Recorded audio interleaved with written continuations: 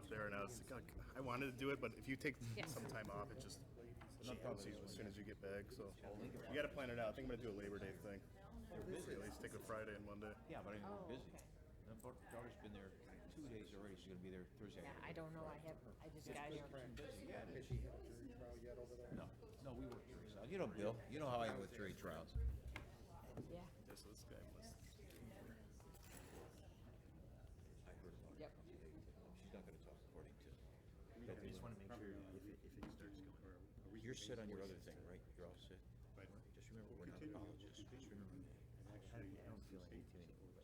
Yeah, I appreciate the thoughtfulness on it.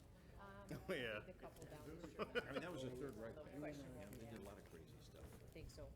What's that? It was the Third Reich back when he was here.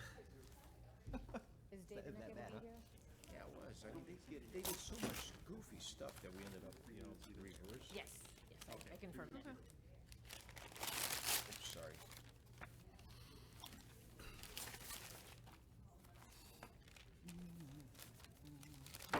It's now 6:30. The August 17th work study session will begin. We'll start with our officials' reports. Mr. Mayor. Just in time. Thank you, Madam Chairman. Faith in Blue is a national organization that works to promote positive interaction with police departments and communities. They work together with faith-based organizations to create local events and related activities. This year, the National Faith in Blue Weekend will take place on October 7th through October 10th.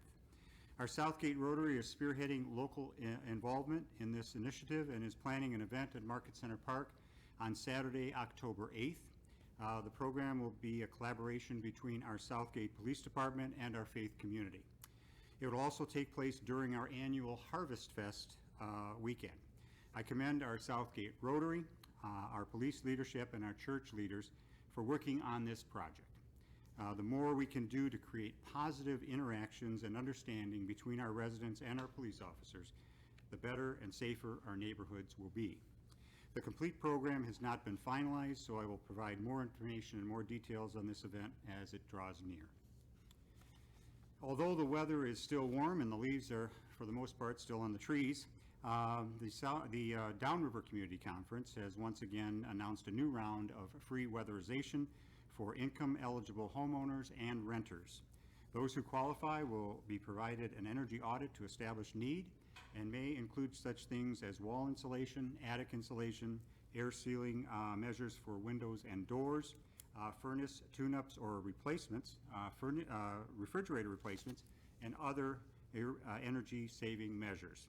For more information, please contact the DCC at 734-362-7027.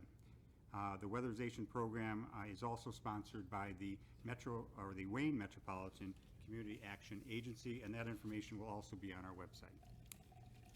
Opioid abuse and overdose is a major concern in our country. There is a new drug called naloxone that can counteract the effects of an opiate overdose. The Southgate Rotary is sponsoring a seminar for anyone interested in becoming a naloxone instructor, which is to gain the knowledge to administer the drug and potentially train others to do the same. This important training will take place on Thursday, September 22nd at our Downriver YMCA from 6 p.m. to 7:30 p.m. This program is free to the public, but it will require registration. To register, send an email to Southgate Rotary through Mr. Steve Allis. His email is chiefallis, AHLAS, @AOL.com, and please include naloxone training as the subject line. This information will also be available on our website under announcements. We appreciate the work that is done by our local service organizations, and especially this life-saving training provided by the Southgate Rotary Club. Thank you, Madam Chairman. Thank you. Mr. Treasurer? No report. Councilman Roush? I just have something short. At my last meeting for the Commission on Aging, they talked about their Tiger game that they were having, party, and that's already been done and over with, so hopefully it was successful. Other than that, I don't have anything else. Thank you. Councilman Zemecki? All right, on opiates, I would like to send condolences to the Noni royal family Mary Sipos family, Julie Moore family, Daryl Gore family, Daniel Carteret family, Nellie Melanie family, Anthony Carrillo family, Lorraine Kubis family, Donnie Benrowski family, and the Matthew Purdy family. And for my Polish proverb for the day, okay.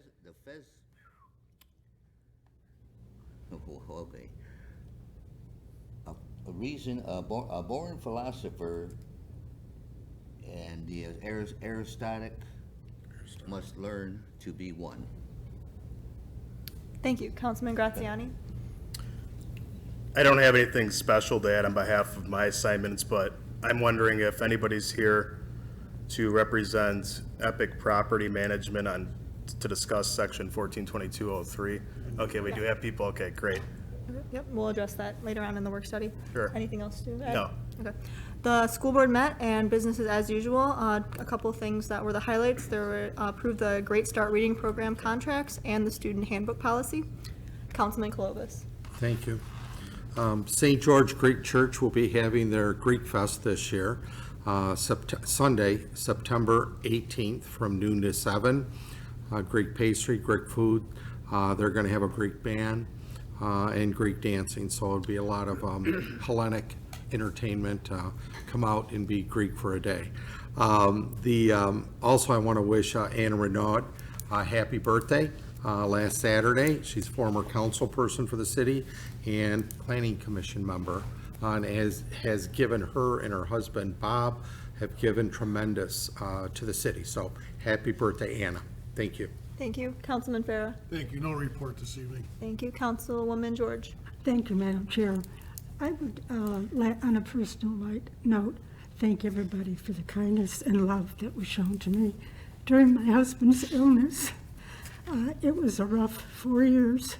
We did have hospice at the end. I was able to keep him at home, and I never would have been able to do it without the support of you and all my other friends, and I just want to thank you from the bottom of my heart. The Library Commission will be meeting next month. They take the summer off. And that's all, Madam Chair. Thank you. Now we'll go on to the agenda items. Mr. Marsh. Thank you, Madam Chair. On today's agenda, we have only one item for discussion under Communications A. That's a letter from the mayor regarding the purchase and waiver of bid for the SCBA's for our fire department. This was a planned purchase that was previously discussed and included in the budget for the fire department. Our fire department was included on a grant, regional grant hosted by Wyandotte for the purchase of the new equipment. Because Wyandotte was the host of the grant, they did the waiver, they did the bid process. Are there any questions from council? Nope.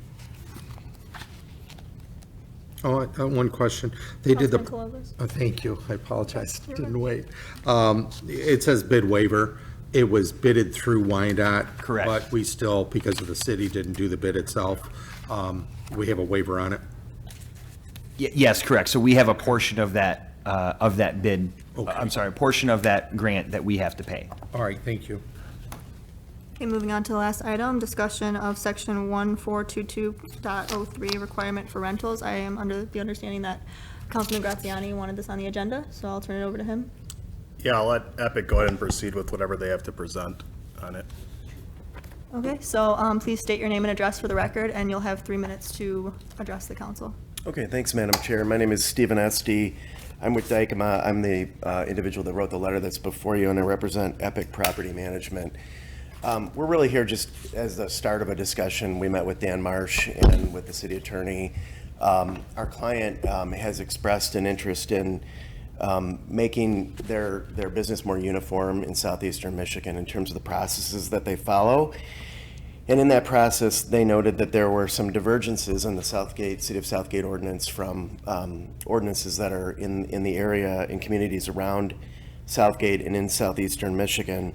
And particularly, it has to do with rental units, residential rental units. They have 52 residential rental units in the city of Southgate, 1,100 in southeastern Michigan. And in most communities, they're on a 3-year cycle, or when there's a change of ownership in terms of certificates of occupancy and inspections. But in Southgate, that has to be done every time the property is relet. And it's difficult both on the tenants and on the property owners because oftentimes that creates 30, 60, sometimes a 90-day delay before they are able to get what's needed for the occupant to come in and have the new tenancy in place.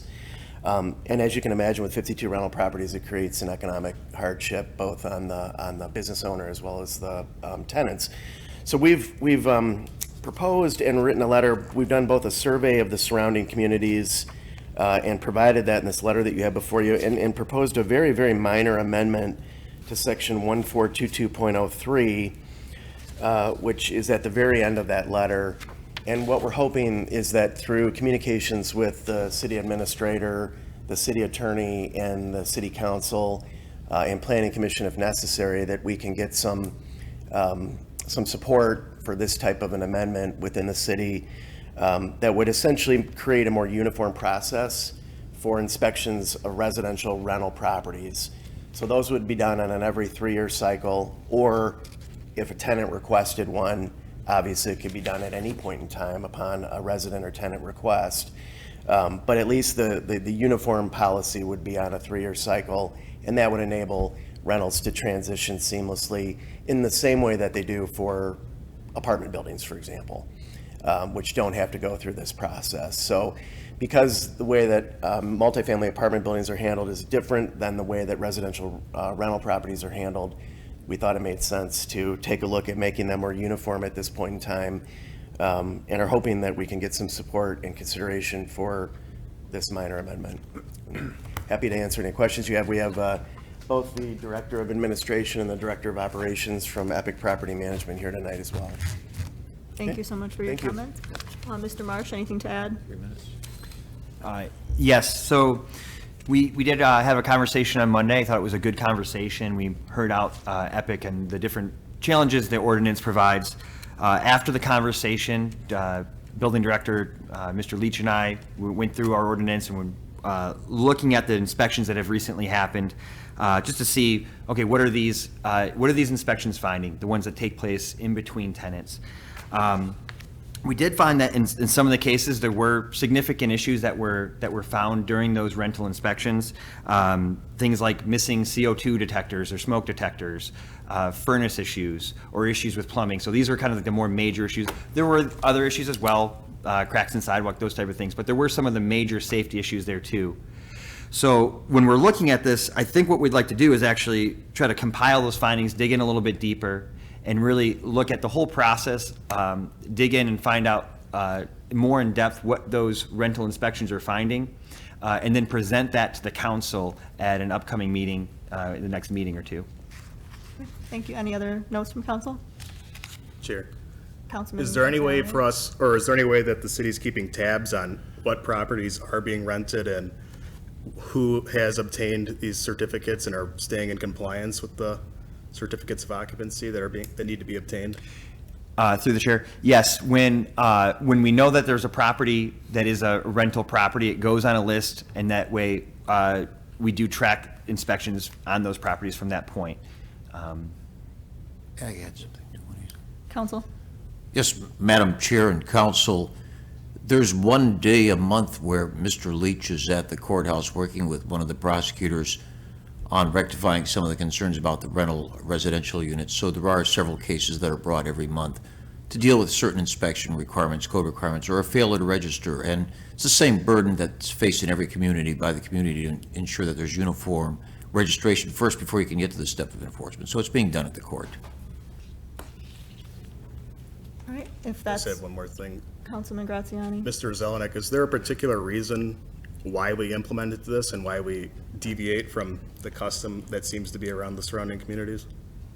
The best I could answer, Council, Madam President and Council, is that this happened during one of my interim vacations from here. Was under the Susan Hall administration.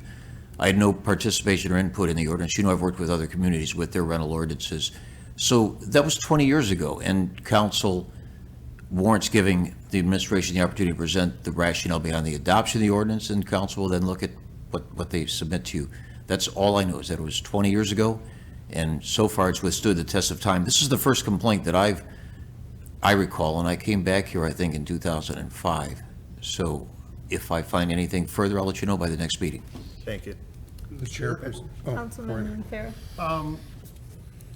How many rental properties do we estimate we have in the city? I mean, they're saying Dykema or Epic here runs 52. What do we determine or approximate the total number of residential rentals, excluding obviously apartments? Through the chair, I would have to defer to Building Director, Mr. Leach, for that. I believe, though, it's around 650. We don't have an official number at this point. The software that we implemented last year, we're still trying to update that.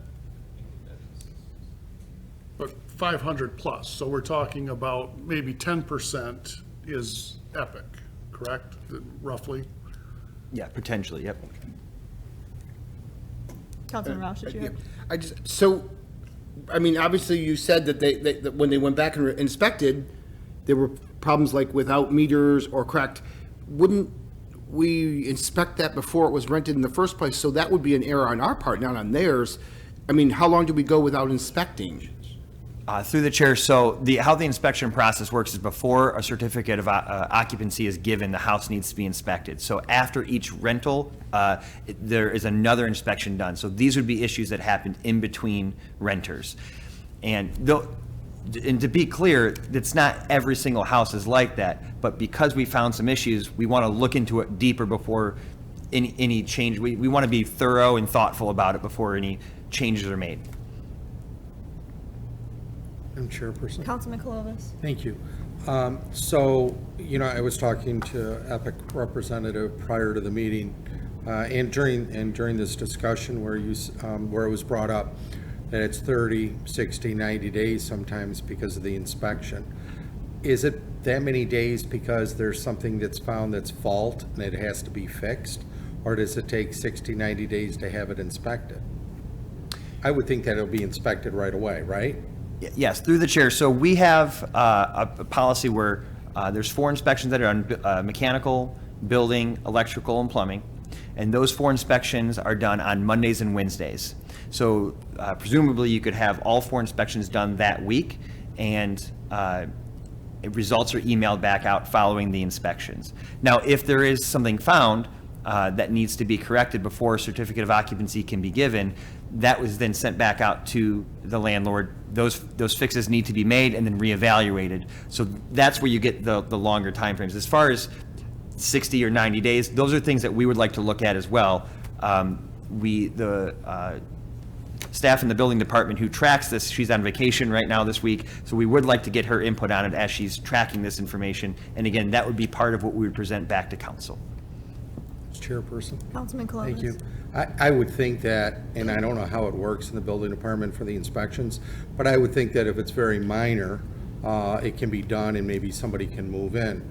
But if it's something major like the furnace or, there's carbon, dioxide coming in the house or something, that would be much more serious and nobody's to enter the property until it was fixed. So, but I guess we'll take that all up in the future. Yeah. Madam Chair, just the other thing, Mr. Zelenak had indicated that this has been on the books for 20 years, and I don't recall a complaint either from any other landlords. But again, I think if the process is producing 60 or 90 days delay on the city's part, we obviously need to look at that. I don't know that that's the case. We're going to take a look and see if that is the case.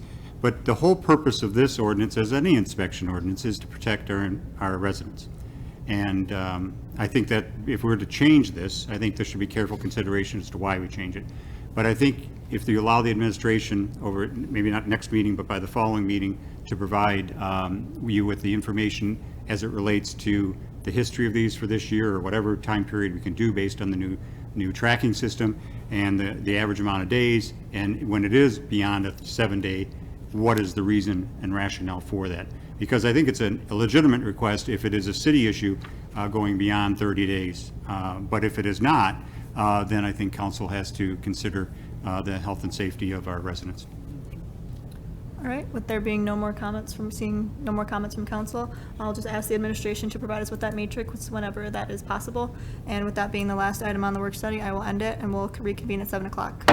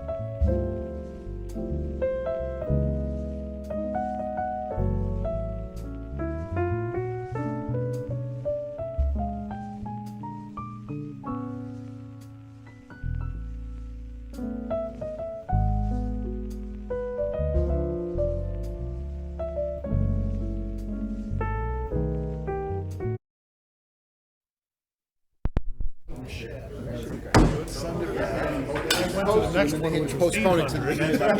Oh, really? And it came. It came shattered. We're gonna do it together. Okay. You didn't know you guys had that upstairs. Like immediately, within an hour, I got to read. I just get nervous about anything dealing with, All right. Within 1 hour, I got 30. I know, it's that last minute is like for. Glad to hear it. I don't see any potential guests. Yeah, well, the one lady just. Yes.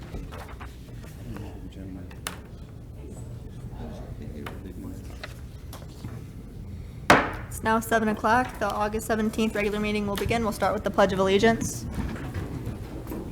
To the flag of the United States of America and to the republic for which it stands, one nation, under God, indivisible, with liberty and justice for all.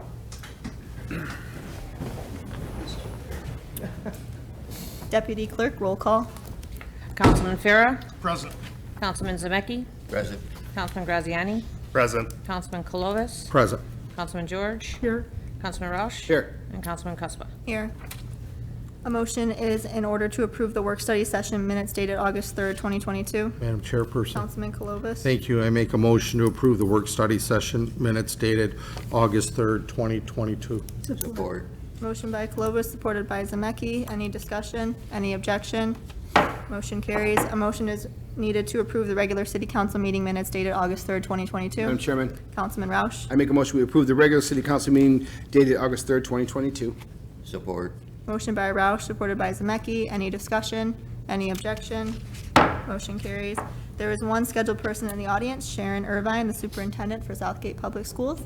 Please state your name and address, and you'll have 3 minutes to address the council.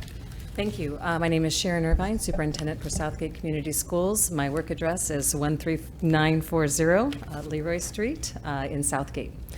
I'm here this evening to speak a little bit about the millage that we are placing on the November 8th agenda, the Sinking Fund millage. And I'm here to begin by saying how much I appreciate and I'm honored to be in front of you today. I haven't had the opportunity to meet all of you, but hope to over the years to come.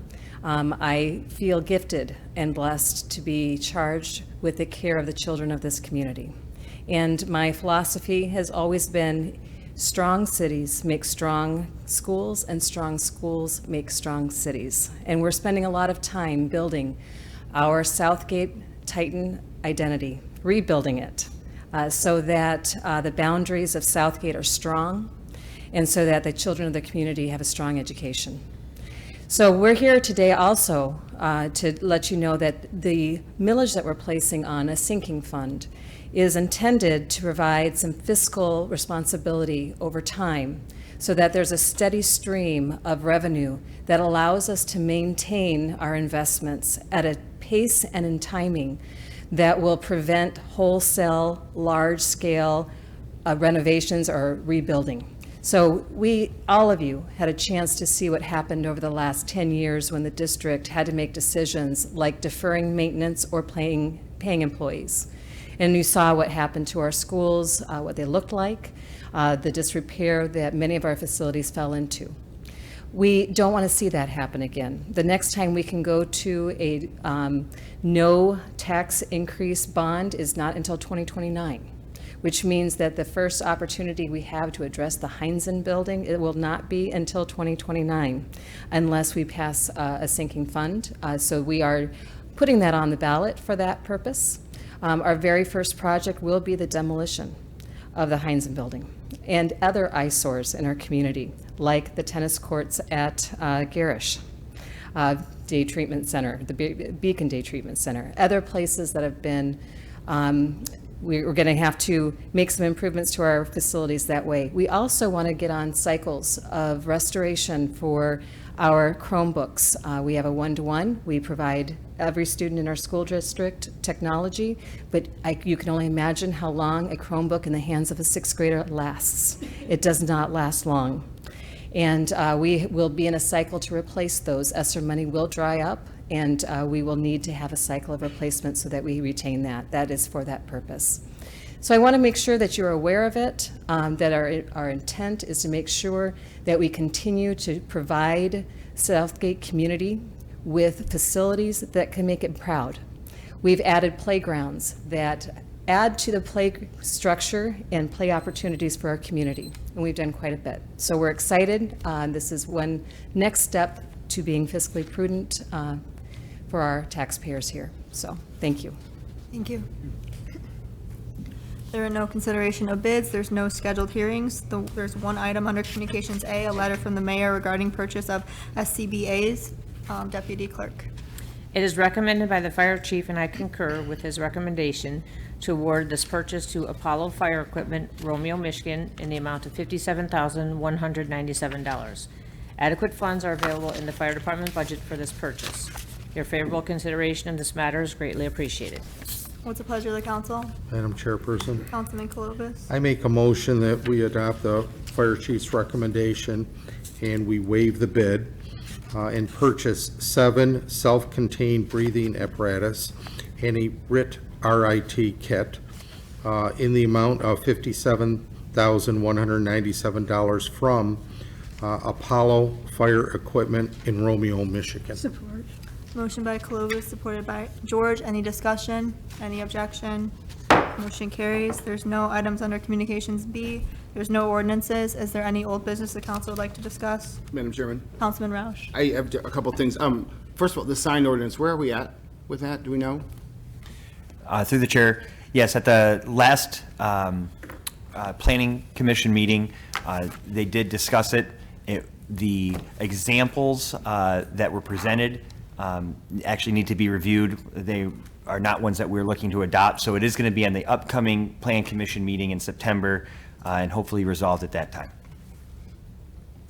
Okay. Another thing, too, I know we talked about it and we're putting it off the parking, but I think that we should at least maybe put it on our Facebook because residents are already starting to talk.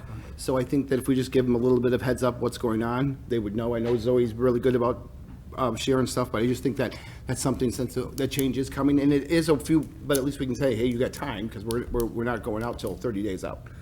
Madam Chair, Councilman. can I add to that?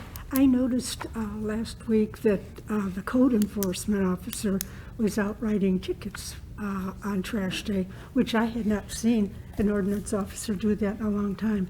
Have you gotten any feedback from that? Through the chair, so our ordinance officers are out there, but they're not writing the tickets for the new ordinance. That new ordinance has not taken effect. To Councilman Roush's point, I agree.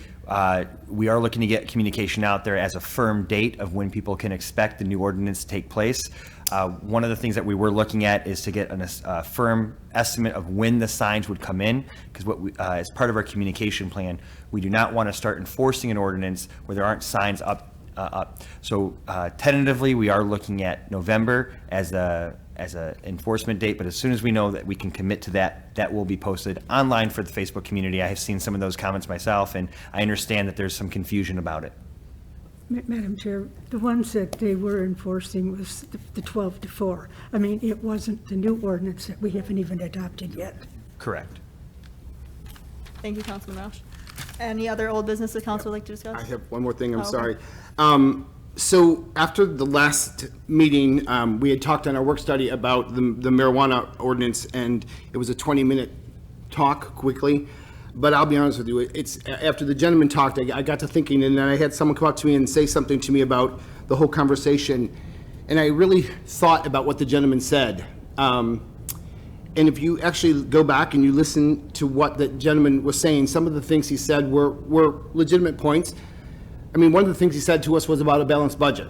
Well, anyone that's sitting up here, anyone that's sitting in administration, anyone that knows anything about the state of Michigan's laws, we have to balance our budget. We don't have a choice. So to say that we have a balanced budget is correct, but it's also something we have to do. He also made a comment about that we don't need anything extra. Well, I thought about this, and I actually was talking to a friend of mine today, and I said, that's kind of a silly statement. Because when you think about it, let's just take our home, for instance. If you went home and you paid all your bills and your car and you have food and everything else, and you have extra money, and are you just going to go down 75 and throw it out the window? No, because you need extra. Whether it's putting in a new roof, whether it's doors, whatever the case is. Maybe you want to go on vacation. So we all need a little bit extra. So to say that just because we are balanced our budget, we don't need any extra, that's kind of a silly statement. Do we live within our means? Absolutely we do. I've been on city council longer than I want to say anymore. But the point is that we do live within our means, but we have to. But our superintendent just made a point tonight too. Look at some of the things that happened over the years to our schools, because we didn't have the money and we didn't bother to take care of it, so we let it set. A prime example is our parks. Our parks have gone downhill, and no fault of anyone, but because we didn't have the extra money. So if we're living within our means and we're doing everything we have to, then why do we go and ask the taxpayers for more money for parks? Why do we go and ask the taxpayers for more money for roads? Because we really don't live within our means. We need a little bit extra. So the state has said, they've given us this opportunity, and I'm a firm believer, and I will continue to bring this up, that I think that we need to at least look at it. I mean, another comment he made, he said, what would you say to your children if your children walk by? Well, let's be honest with you. You're an adult. What do you say to your children now when they walk past the bar on North Line, the Topless bar? You're either going to explain it to your children as an adult on how you're going to handle it, or whatever the case is. But if you've walked, I've actually talked to one of my colleagues here who a couple months ago told me they had gone into a facility, and their answer to me was, they were saying it was nicer than an Apple store. It was probably one of the nicest stores I've ever seen. And the employees in there were so knowledgeable. I'm telling you, do your due diligence as city council, do your due diligence as administrators, and look and see how this is going to do. Would it do good? Would it do bad? How could it help us? How can it hurt us? I really believe that a 20-minute conversation in a work study is not the answer. He made a comment about he was okay with medical but not recreational. Well, I hate to tell you this, but they're both retail establishments. Whether it's in medical retail or recreational, they're both retail establishments. We have an opportunity that your business license, $5,000 is what the state is allowing cities to do. You also know that you can do what they call stack licensing, which means if a facility processes their stuff as well as retails their stuff, you can charge $10,000, $5,000 for each license. Check it out, it's true. The same way with the retail establishment, the fund that they do. depending on how many retail establishments we have, our city has the opportunity. When the retail establishment licenses first went out and they first awarded that money, it was somewhere between $8,000 and $12,000. Do you know what the last one was? $56,000 per retail. And that's divided evenly between every single retail establishment, medical or recreational, in the state of Michigan. Whether you're in the city of Detroit doing $1 million or you're in the city of Monroe doing 1,000, it does not make a difference. It's divided evenly. That's why it was done that way. So my point is I just feel that we need to look at this. This is not something that we should just brush under the rug. I mean, what are business licenses now? $150? Do you also know that every single license, every retail establishment, medical or recreational, they come up for renewal every year. You as a municipality have the choice to say yes or no. You can't do that now for any other business license. Let's be honest with you. We had gone through, and some of you know, we've gone through some litigation with some businesses in the city for whatever reason that have cost the city money. So I'm just saying you have the opportunity to set the boundaries. We also know the city of Taylor is going to go through a ballot initiative in November. If that ballot initiative passes, those people that put that ballot initiative on, they're going to have control. Their city will lose the control. I don't think that we should be, I'll be honest with you, I don't want to be the one to have to tell a resident, well, I'm sorry, but we didn't want to do anything, we didn't want to act at all, so we let somebody else take over. Mr. Mayor, some of you guys, I know how you run your administration, and you're good at what you do. But the thing is you also like to control some things you do. And if we lose control on that, we can set the boundaries. So far from schools, so far from churches. If it comes to a ballot initiative, that's something that we can't do. So I think that we have the obligation, all of us, as people that we were elected, we're the voices of the people. I mean, I bet you most residents, if you talk to them, as long as their trash is being picked up, their streets are being cleaned, and everything is running fine, they don't care how the city's run, as long as it's running where their life isn't affected. I just think a 20-minute conversation. So, I mean, by all means, some of my colleagues need to speak up. You guys, you can't be afraid of talking because somebody might call you and say, hey, not to say or anything.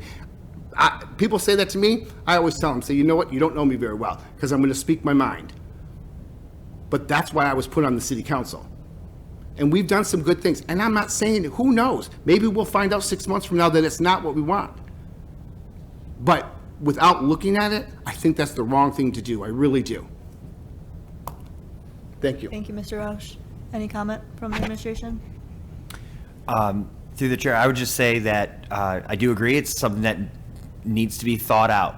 And it does affect the city. These are ordinances that once they're in place, once you become an opt-in community, you can't opt back out. So any discussion on it really should be thorough and very well thought out, because the decisions that council makes would affect multiple generations to come. We didn't have anything additionally prepared tonight. There were no referrals for this meeting regarding ordinance or the cannabis industry conversation. Thank you. Madam Chair, Mr. Mayor. One other thing, I understand some of the, the points that Councilman Roush is taking in terms of being elected official and taking a position. As many people that voted for that proposal in Southgate or across the state, part of that proposal was to opt out. And that was in the law. And that is a legitimate position for elected officials to take. I will tell you, in my tenure here in Southgate, we have dedicated ourselves to try to redevelop our community. Redevelop our community with very quality, family-friendly, I would say, developments. We're working on a development now that is a historic proportion that could bring in 10 times the kind of revenue that we're talking about in regards to any one of these establishments. And so it's not that we're turning a blind eye to getting the extras, as you suggest, of getting extra development here in Southgate. But we have been focused on things that we think present longevity to our community, solid tax base, and are not reliant on promoting more sales of a product to get more money into the community. The numbers that you state are, I think, are close to accurate. I've looked at it totally, but we can provide that, are all relying on communities to promote more usage, to be able to get more money. I don't know of any other industry that does that or any other circumstances does that. So we've been focused on legitimate, what I would call legitimate traditional developments. Although I think the tower project isn't going to be that traditional, it's going to be very groundbreaking. And these developments in and of themselves can produce the kind of extras you're talking about that are not transitional, that are not relying on product promotion, but are solid based residential development that will add much more resources to this community in the years that go by. So, I appreciate the comments, and I think, a discussion, we're always willing to discuss it, but at some point you can discuss it to suggest that, you have one position and somebody else might have another position. And I think bringing it to the forefront is fine, but also a position is legitimate too to opt out.